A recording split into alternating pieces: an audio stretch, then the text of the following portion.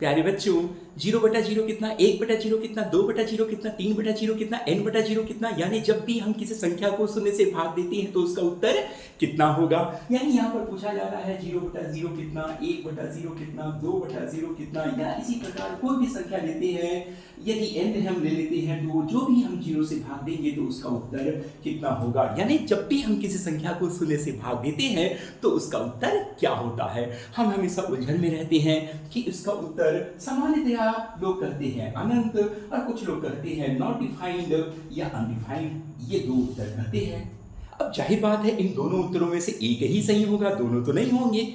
तो आप देख सकते हैं कि ये इसका उत्तर अनंत कभी नहीं होता, इसका उत्तर हमेशा अनडिफाइंड या नॉट डिफाइंड ही होता है। अब आप बोलेंगे क्यों, आपको दोनों को ही सिद्ध करना पड़ेगा। मैंने इस पर अनेक लेक्चर्स बनाए हुए हैं, आप उनका अवलोकन कर सकते हैं। सब में अलग अलग विधियां बताई गई है, आप यहाँ देख सकते हैं। आज हम यहाँ दोनों को ही मैं सिद्ध करूंगा, प्रूव करूंगा। सबसे पहले हम देखते हैं कि नॉट डिफाइंड क्यों है। भाई वेरी सिंपल, आप कोई भी उठा के ले लीजिए। मैंने उठा लिया 2/0 उठा लिया। हम इसका उत्तर जानते हैं, लड़ाई नहीं करेंगे क्योंकि मैथमेटिक्स में लड़ाई नहीं किया जाता, केवल तर्क लगाया जाता है। तो हम ये नहीं कहते कि ये नॉट डिफाइंड है या इनफाइनाइट है, हम दोनों नहीं कहते। हम मान लेते हैं x, आसमान में कितने तारे हैं x, सर में कितने बाल हैं x, कितने आइंस्टीन है यहाँ पर x। तो आप जो भी मान लेंगे उसे x मान लेते हैं। तो हमने इसे मान लिया, माना x को हमने माना कर दिया। तो आप जानते हैं तिर्यक गुणा जब हम करेंगे तो क्या मिलेगा, 2 बराबर ये 0 मिल गया। तो क्या 2 बराबर 0 होता है, ये तो बड़ा प्रश्नवाचक चिन्ह हो गया भाई, ये तो गलत बात हो गई। 2 और 0 बराबर नहीं हो सकता। चलिए मैं आपको 0 नंबर देता हूँ, आप नाराज हो जाएंगे, लेकिन 2 नंबर दूंगा तो आप खुश तो नहीं होंगे पर आपको अच्छा लगेगा, चलो कुछ तो मिला, खाता तो खुला। तो 2 बराबर 0 तो हो ही नहीं सकता, ये बिल्कुल गलत है। तो जब भी 2 बराबर 0 लिखते हैं तो ये गलत है, गणितीय दृष्टि से गलत है। इसीलिए ऐसा करना बिल्कुल अपरिभाषित है, नॉट डिफाइंड है। इसीलिए इसका उत्तर हमेशा अपरिभाषित होता है। अब आप बोलेंगे भैया अपरिभाषित तो होता है लेकिन अनंत तो हो सकता है। तो मैंने पहले ही कहा इसका उत्तर अनंत कभी नहीं होता। इसका उत्तर अनंत क्यों नहीं होता, इसका भी उत्तर हम देख लेते हैं। अनंत उत्तर के लिए बड़ा सरल सा है, देखिए ध्यान से। अनंत का मतलब क्या, सबसे पहले आप समझ लीजिए अनंत यानी क्या। अनंत यानी क्या, अनंत यानी बहुत बड़ा या बहुत छोटा। बहुत बड़ा या बहुत छोटा हो, जब आपको गिनने में असुविधा हो, आप गिन ना पाए। तो बहुत बड़ी संख्या या बहुत छोटी संख्या, जैसे कोरोना वायरस बहुत छोटा, अनंत की श्रेणी में आ सकता है। अनंत ब्रह्मांड, विशाल ब्रह्मांड, अनंत ब्रह्मांड आप काउंट नहीं कर सकते। ब्लैक होल है, अनंत है, आप काउंट नहीं कर सकते। तो यह जब बहुत बड़े और बहुत छोटे की बात होती है तो हम ये मान लेते हैं कि भाई वो अनंत होगा। तो चलिए हम उसको भी देख लेते हैं। तो अनंत यानी बहुत बड़ा, तो दोनों को मैं बता देता हूँ भाई, बहुत बड़े को भी और बहुत छोटे को भी।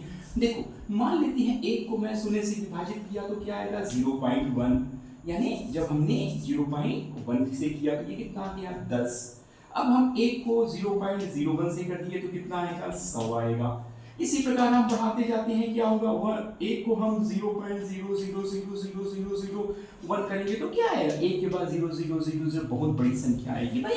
लेकिन कितनी संख्या आएगी भाई, जितना जीरो होगा उतना आएगा, जीरो को आप गिन सकते हैं। तो ये बहुत बड़ी संख्या तो हुई लेकिन अनंत नहीं हुआ, यानी बहुत बड़ा आने से भी कोई काम होने वाला नहीं है, ये उत्तर गलत हो गया। अब हम आते हैं बहुत छोटा। बहुत छोटा कैसे आएगा, बहुत सही बात है, ऋण 1 कर देते हैं या माइनस से भाग देते हैं, -0.1 कर दिए, बिल्कुल वही उत्तर आएगा ऋण 10। फिर एक को हमने ऋण 0.01 से भाग दिया। और ध्यान रखिएगा ये उत्तर कलन या कैलकुलस की बुनियाद है। सर आइजैक न्यूटन, महान कैलकुलस जब हमने खोजा तो न्यूटन और लेबनीज ने जब खोजा तो इसके पीछे की अवधारणा यही थी, जिसके कारण कलन का जन्म हुआ और पूरा इंजीनियरिंग, पूरा विज्ञान, पूरा अंतरिक्ष को हमने परिभाषित किया। तो -0.01 कितना हो गया, माइनस ये 100 हो गया। 1 को -0.00000 किए कितना होगा, तो -10000, खूब सारे जीरो होंगे। भाई जितने भी जीरो होंगे वो गिना तो जा सकता है ना, मतलब 1000 जीरो, 2000 जीरो। तो यह जीरो जितने भी आएंगे तो भी यह अनंत नहीं होगा। तो जितना छोटा भी ले लें कोरोना वायरस के जैसा या ब्रह्मांड के जैसा, तो दोनों ही तरीके से ये अनंत का सिद्धांत गलत हो जा रहा है सामान्य गणितीय दृष्टि से भी। इसीलिए जब भी हम किसी संख्या को शून्य से भाग दें तो उसका उत्तर निश्चित तौर पर अनंत नहीं होगा, नॉट डिफाइंड या अपरिभाषित ही होगा। इस पर मैंने काफ़ी और लेक्चर बनाए हैं। यदि चैनल आप सब्सक्राइब करते हैं तो आपको उसका लाभ मिलेगा। Thank you.